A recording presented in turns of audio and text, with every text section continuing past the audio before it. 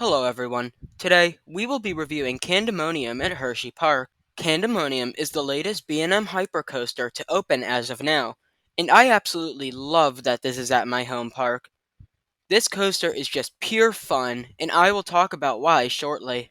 I personally prefer this ride in the very front row for the sense of speed, and I also think the airtime is a bit stronger up front. However, no row on this ride is bad by any means. Candymonium begins by rolling out of the station before going up the 210-foot tall lift hill, and this lift hill is quick for B&M standards. Upon cresting the lift hill, you will go down the 77.3-degree first drop, hitting your top speed of 76 miles per hour. In the back row, you will get some strong floater airtime as you're pulled down the drop. Even in the front row, you will get some weak floater. This first drop provides airtime for everybody, and I like that, but that's just the start of the fun. The valley afterwards is decently forceful, and you may even gray out there. After that, you go into the ride's first camelback. In the front row, you will get strong floater airtime rising up, before getting weak floater airtime on the descent. In the back row, the opposite happens. You get weak floater airtime rising up, before you get strong floater airtime on the descent. The airtime is super sustained regardless of where you sit. You will then enter a hammerhead turnaround, which doesn't do much unless you're up front with the wind in your face. You will then enter the second camelback, which does have a trim. However, it doesn't really affect the ride for me. The second camelback is similar to the first one.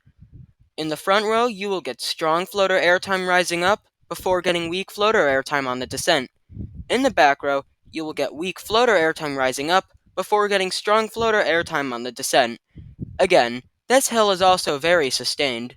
Up next is a speed hill, which gives equally glorious strong floater airtime for everyone. You will then go through a 270-degree helix, which has some light forces, before entering this wave turn drop.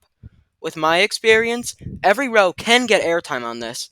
However, the further you are to the right, the better it will be. You will then go into another airtime hill.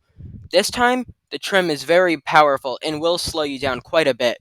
However, front row riders will still get some floater airtime rising into the hill, and back row riders will get some floater airtime descending out of the hill. You will then go around the Kisses Fountain, which doesn't provide much force. However, it's a neat visual, and if you're in the front, the sense of speed is still there. Plus, you may feel some mist from the fountain if you're lucky. You will then rise up a turn, which transitions into an airtime moment. Everyone will get some weak floater airtime here. You will then step up a tiny bit, which gives a tiny pop of airtime up front. In the back, you'll more so just lurch forward here. And normally I would say that's the end of the ride. However, if it's at night, the turn into the final brakes is somehow kind of exciting. Maybe because it's been running all day, and so it has more speed? I'm not sure. Overall, Candymonium is a super fun roller coaster. I could ride it all day. I would rate this coaster a 9.5 out of 10. And those are my thoughts on Candymonium at Hersheypark. I hope you enjoyed the video. Thank you for watching and have a wonderful day.